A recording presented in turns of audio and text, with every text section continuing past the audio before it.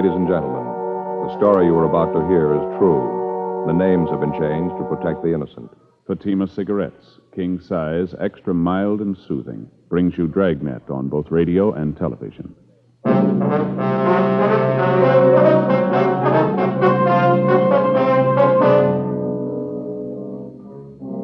You're a detective sergeant. You're assigned to robbery detail. An elderly man has been beaten and robbed of a fortune in unset diamonds. The thief has made good his escape. Your job, find him. Friends, the name Fatima has always stood for quality. Fatimas are distinctive, with a truly different flavor and aroma. And in king-size Fatima, you get an extra mild and soothing smoke, plus the added protection of Fatima quality. Remember, in Fatima, the difference is quality. Because of its quality, its extra mildness, its better flavor and aroma, Fatima continues to grow in favor among king-size cigarette smokers everywhere. Switch to Fatima yourself today. Ask your dealer for Fatima in the bright, sunny yellow pack. King-size Fatima. The difference is quality.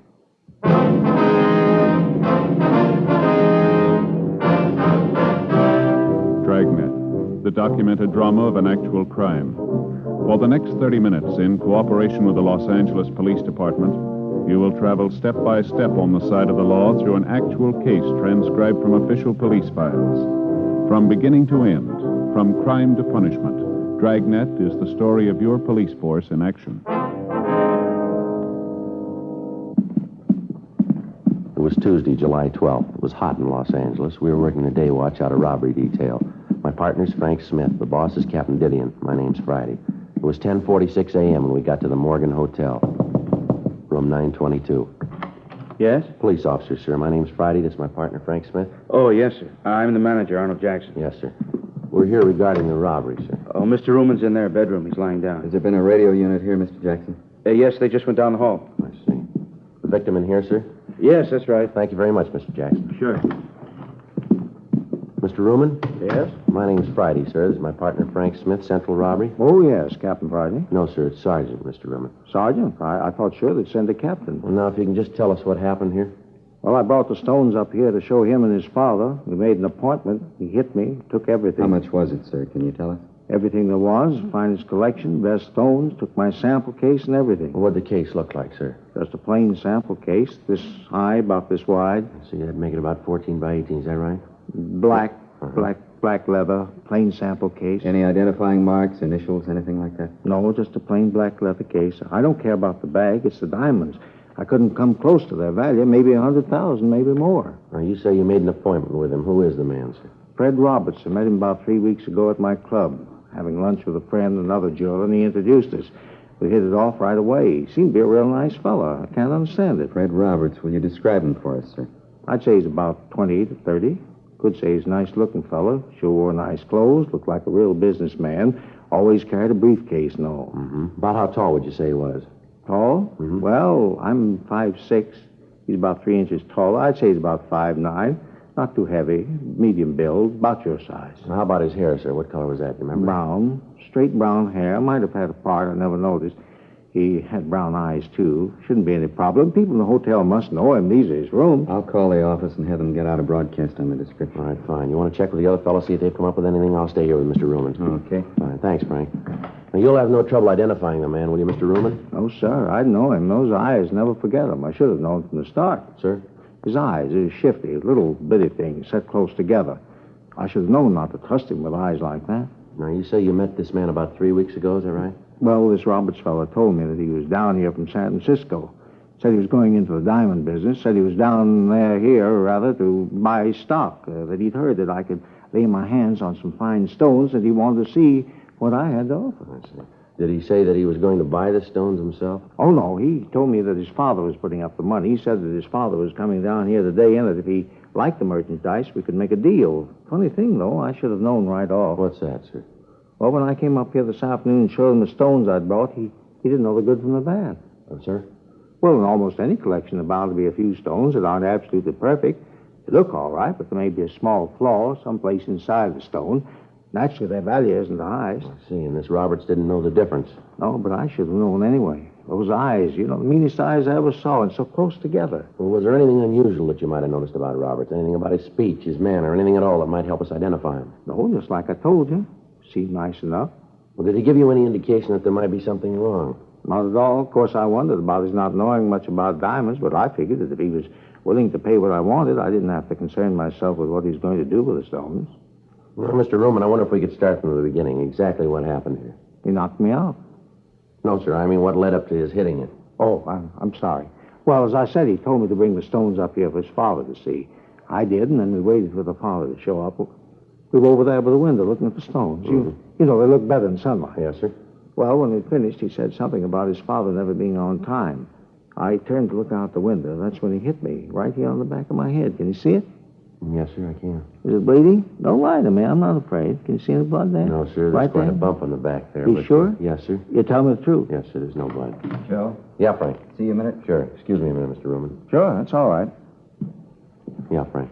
Called the office. They put out the description. Area's being covered. Leighton Prince been called? Yeah. How's Ruman getting along? Well, he's got quite an egg in his head, but he seems to be okay. Manager says he's called the house doctor. Should be here right away. That's Sergeant? Yes, sir. Have you caught him yet, Roberts? No, sir, not yet. As soon as the doctor looks at you, sir, we'd like you to go down to police headquarters with us, if you would. Of course. But you shouldn't have too much trouble catching him, not with those eyes. Real little beady. Yes, sir.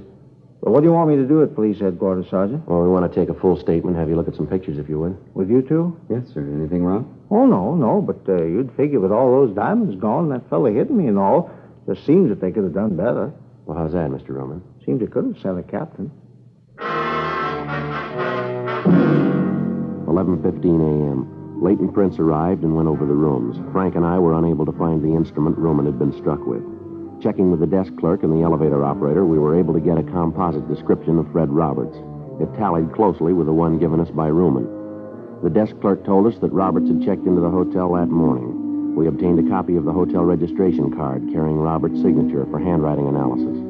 The immediate area was thoroughly searched. The suspect had made good his escape. We contacted the victim's office and asked for a full inventory of the stolen diamonds. They were unable to give us a complete inventory at the time, but advised us that the loss would run well over $150,000. 11:57 a.m. After the hotel doctor had examined Ruman and said his wounds were superficial, we drove down to the city hall. While Ruman was looking at the mug books, Frank and I checked the name Fred Roberts and his description through R&I. We were unable to find a record on him. We contacted the stats office and requested a run on the M.O. Local and all-points bulletins were gotten out on the suspect.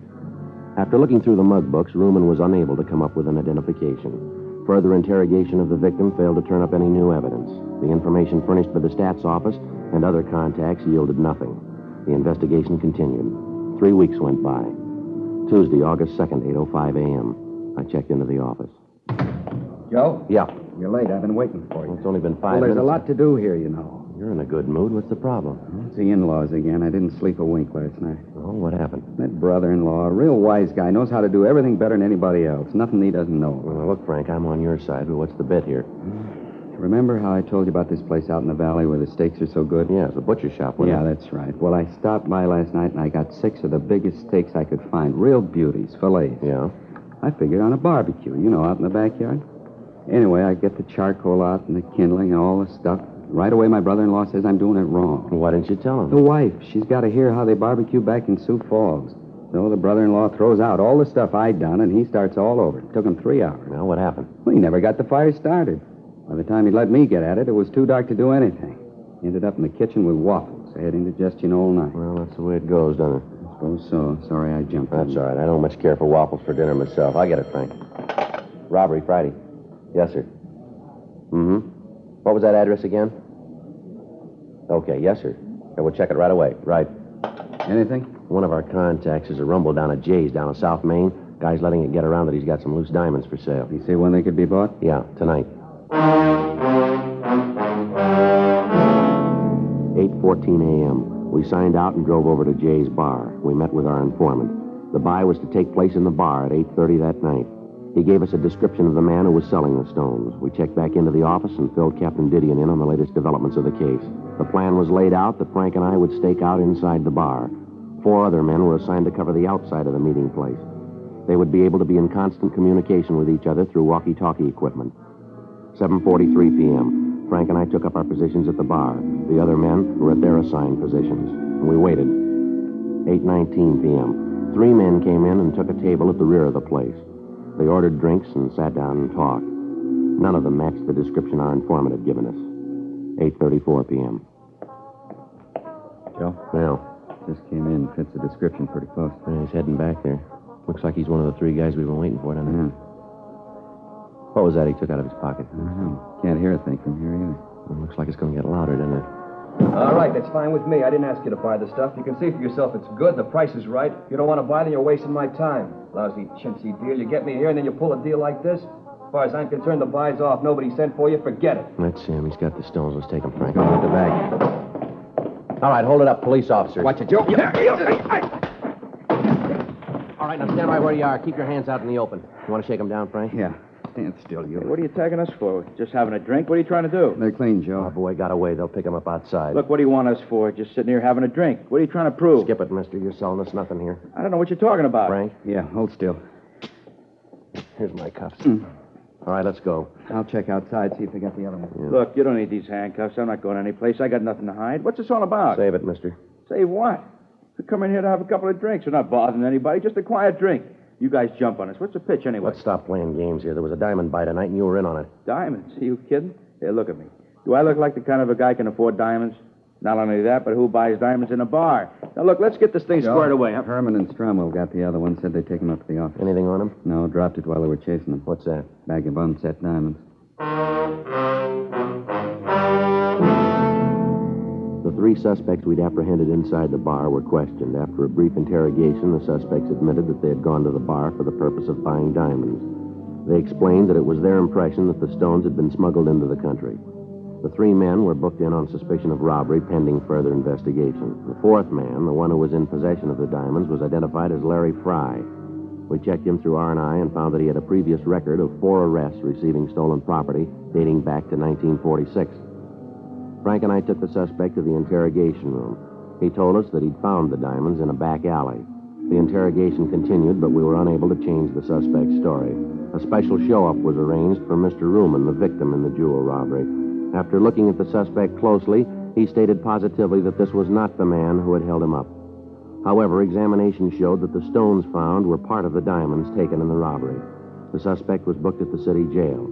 A check of his residence and other leads failed to turn up any additional information. Wednesday, August 3rd, 12:40 a.m. We had Fry brought from his cell. All right, sit down, Fry. Don't you guys ever get tired of trying? What do you mean, Fry? You know what I mean. Questions. Don't you guys ever get tired? You getting tired? Yeah, a little. Then why don't you save us all a lot of trouble and tell us what you know? I don't know what you're after. Believe me, if I knew what you wanted, I'd try to help. Suppose we start again. Anything you want. I got nothing but time. Where'd you get the diamonds? I found them. Where? In an alley. What alley? I don't remember. You find 20,000 unset diamonds in an alley? You don't remember which alley? That's right. I don't remember which alley. There's a lot of alleys in L.A. Now with $20,000 in diamonds laying around. True. Then why don't you tell us where you found the diamonds? I told you, in an alley. What were you doing at Jay's place? Having a drink. That against the law? No, but trying to sell stolen diamonds is. All right, you called it. I was there to sell diamonds, but I didn't know they were stolen. I tried to sell them, just trying to make a buck. Everybody's got to live. I told you, now leave me alone. Huh? I got enough trouble in this can with this lousy chow they throw at you. I don't feel so good, huh? Let me go back to my cell and lay down. Oh, kid, you guys ever eaten this jail food? It's terrible. I've eaten it. It's not too bad. You got a stomach made out of solid brass. I'd like to have the bromo concession around here. Look, I really wish I could help you guys, but honest, there's nothing to tell. I found the diamonds in an alley. Sure, I tried to sell them, but that's it.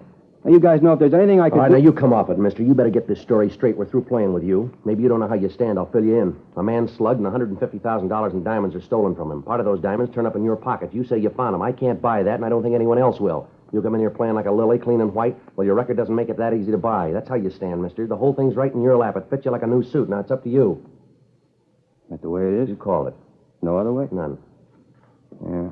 Well, if I could only get some decent food under my belt and a little fresh air, I might be able to give you guys the answers.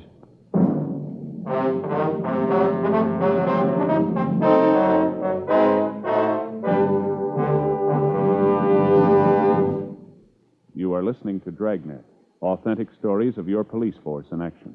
Friends, the name Fatima has always stood for quality. Fatimas are distinctive, with a truly different flavor and aroma. And in king-size Fatima, you get an extra mild and soothing smoke. plus the added protection of Fatima quality. Yes, there's a good reason why Fatima continues to grow in favor among king-size cigarette smokers everywhere. In Fatima, the difference is quality. Quality of tobaccos, the finest Turkish and domestic varieties, extra mild and superbly blended to give you a much different, much better flavor and aroma. Quality of manufacture. Smooth, round, perfect cigarettes. Rolled in the finest paper money can buy. Quality, even to the appearance of the bright, sunny yellow pack, carefully wrapped and sealed to bring you Fatima's rich, fresh, extra mild flavor. So next time, insist on Fatima quality. Look for the bright, sunny yellow pack. Smoke Fatima, the extra mild and soothing king-size cigarette, with the added protection of Fatima quality.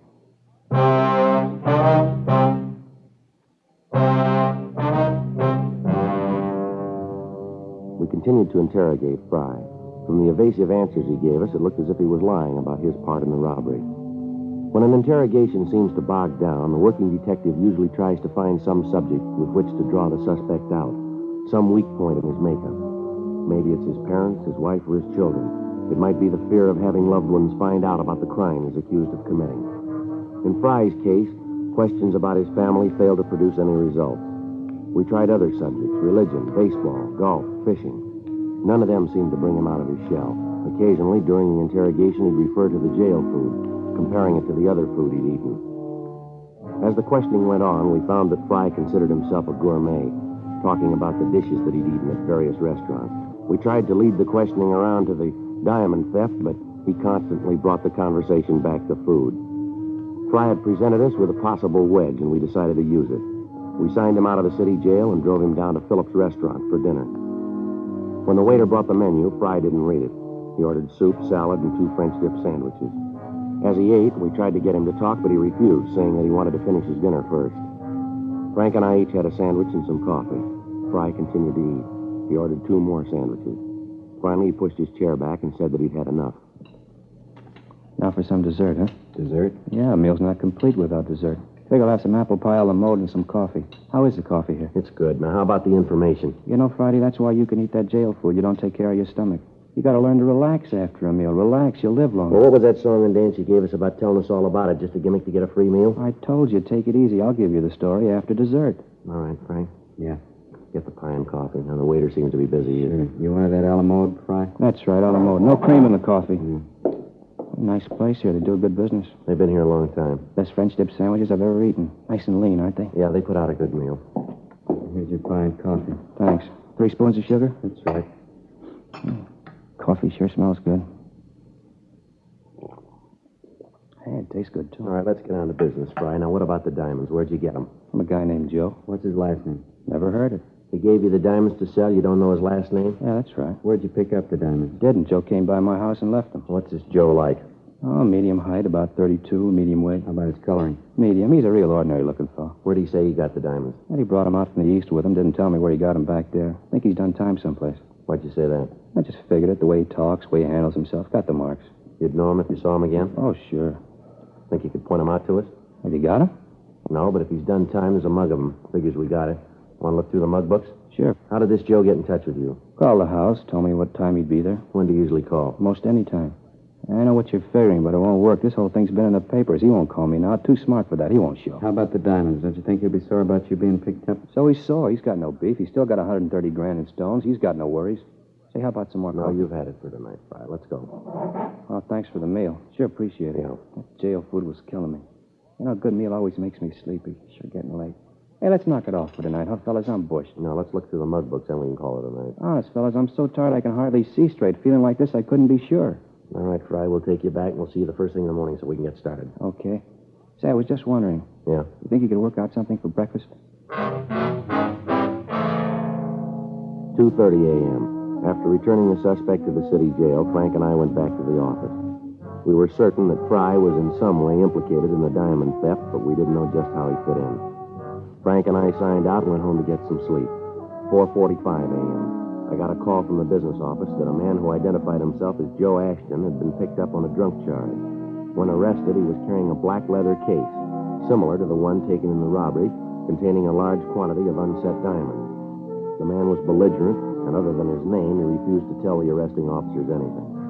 I called Frank and picked him up on the way into the office.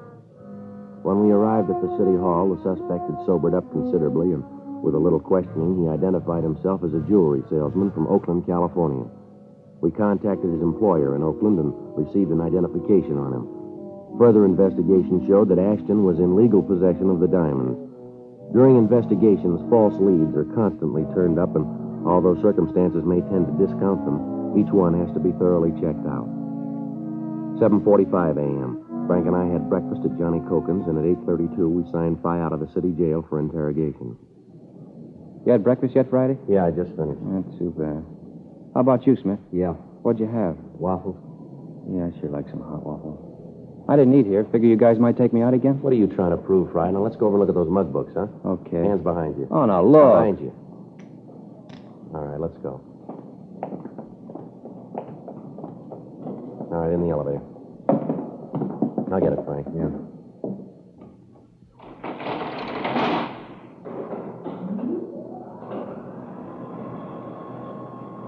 Sure, a nice day. Bet it's warm out. Gonna be. Yeah.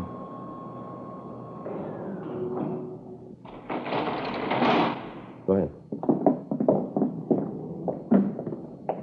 Sure you guys don't want a cup of coffee? No, I told you we've eaten.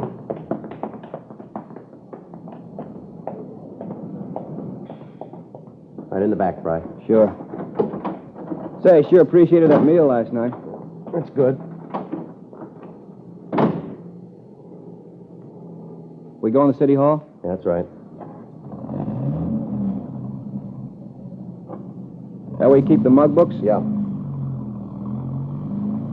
Hey, no kidding, Friday. I gotta have some coffee. My stomach's growling. All right, Fry, we'll get you some coffee. You know that whole bit about Joe doesn't ring. I'm afraid we can't buy it. Okay, so it's a phony story, but I'll give you the right one. Where'd you get the diamonds? From a guy out in the valley. Where in the valley? Out at the Astor Studios. At a picture lot? Yeah. Frank, let's head out the freeway. We're going out the valley. Hey, wait a minute. I don't want to see him. He'll blow his top if he finds out I told you. This guy's crazy, a real nut. You better drop me back at the jail. I'll wait. How do we know this isn't another stall? It isn't. You'll see. What's this guy's name, this friend of yours? He's no friend, just a guy I met, had a business deal. What's his name? Calls himself Fred Roberts.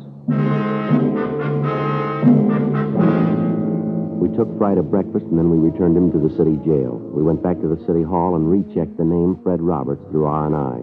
There was no record. Those with similar names were checked.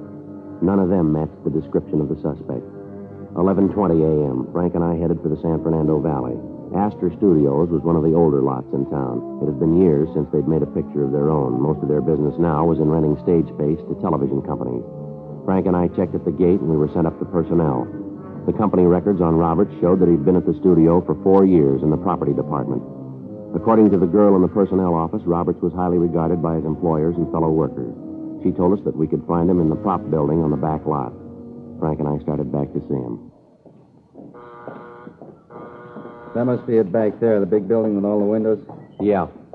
Sure a lot going on, huh?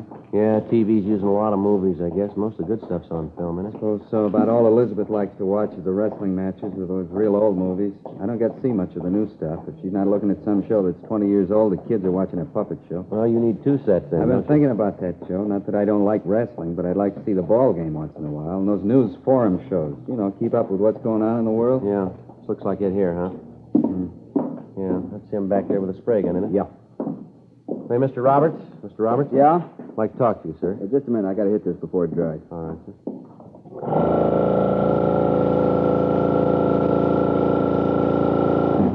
All right, now what can I do for you? Police officers, Mr. Roberts. I'd like to... What, Joe? Wait a minute. Hold still. Who'd you say you were? Police officers. Oh, I'm sorry I caused you this trouble. I thought at first you were bill collectors coming in here like you did and all. You can understand that, can't you? I've had a little trouble lately. I didn't mean to cause a fuss. Yeah, sure. We'd like to talk to you downtown. What about? Some diamonds that were stolen. Certainly, I'll go with you, but why me? What makes you think I had anything to do with it? Just routine, Mr. Roberts. Your name came up, and we have to check it out. More than glad to help. I hope you don't think that I was trying to run away from you before. It was just that I thought you were someone else. All right, Mr. Roberts. You want to get your coat? Sure. I'll have to call the front office and tell them where I'm going. I'm the only one here today. No, we'll call them on the way out. Fine. A lot of work. Hope this won't take long. Should I take my car? I wouldn't like to trouble you to bring me back. No trouble, Mr. Roberts. Sure a nice day, isn't it? Good for exteriors. Exteriors? Yeah, outdoor shots. Good light. Oh, yeah. Run into a lot of trouble if you haven't got good light. Like to take a look around? No, I'm afraid we haven't got the time, Mr. Roberts. All right, here's the car. Say, I don't want to tell you fellas your business, but can't we talk here? I really shouldn't leave. No, I'm afraid not, Mr. Roberts. There's someone downtown we want you to meet. Oh? Yeah, a man by the name of Ruman, Sam Ruman. You said Ruman? Yeah, that's right. No use trying to kid you then. Sir? About the diamond. No, I'm afraid not. How'd you find them? That's not important. Do you have the rest of the stones? Most of them. Some of them are up in San Francisco. I can give you the name of the man who has them. He picked up some of them. I read about it in the papers. How about the rest of them? He buried them on a golf course south of here. I can show you the place. You want to get them now? Yeah, we'd like to, yeah. We'll go over the pass and into La Brea. Straight out La Brea. I'll tell you where to turn. All right. Fry, he the one that told you? You planned the robbery yourself, did you? Yeah, I had to raise money. Funny. What's that? You work in pictures in any job and people think you make a lot of money. It's not true. It's like any other job. Good living, but you don't make as much as people think you do. That's why I did it. Yeah. Planned the thing for a long time. Figured every angle. Be able to pay off my car, all my bills. That was no gag about me thinking you were bill collectors. I've been trying to find my car for the past month. Now take it away. You know how it is. Yeah, sure. All my life I've been working to make something out of myself. Everybody in this town seems to do okay. Money, big home, a car. 12 years I've been working as a prop man. 12 years. I got tired of waiting. I wanted all those things. I figured I waited long enough, you know? Yeah. What's wrong with trying to build some kind of a future for yourself? I just wanted a future, that's all. Yeah, well, you got one.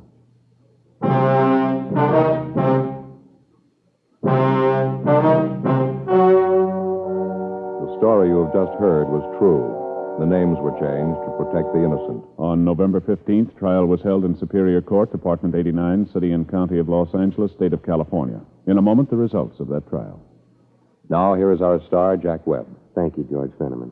Friends, in your hometown as well as mine, more and more king-size cigarette smokers are switching to Fatima because of Fatima quality. Fatimas are distinctive, with a really different flavor and aroma. They give you an extra mild and soothing smoke, plus the added protection of Fatima quality. Get a pack of Fatimas tomorrow. See if you don't agree that in Fatima, the difference is quality. That's king-size Fatima in the bright, sunny yellow pack.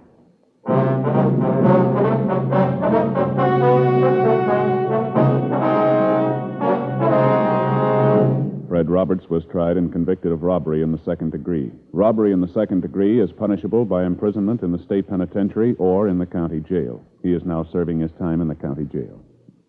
Ladies and gentlemen, at this very moment in Korea, the lives of soldiers wounded in battle today are being saved by transfusions of blood and blood plasma. You can give these men the gift of life, a pint of your blood. The Department of Defense is calling for all Americans to roll up their sleeves. There is no substitute for blood. The need is urgent.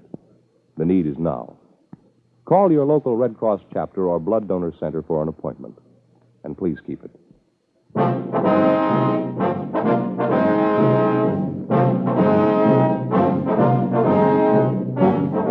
You have just heard Dragnet, a series of authentic cases from official files. Technical advice comes from the Office of Chief of Police W.H. Parker, Los Angeles Police Department. Technical advisors, Captain Jack Donahoe, Sergeant Marty Wynn, Sergeant Vance Frazier. Heard tonight were Vic Perrin, Herb Ellis, Vic Rodman. Script by John Robinson. Music by Walter Schumann. Hal Gibney speaking. King Size Fatima has brought you Dragnet, transcribed from Los Angeles. Friday, hear the Mario Lanza Show on NBC.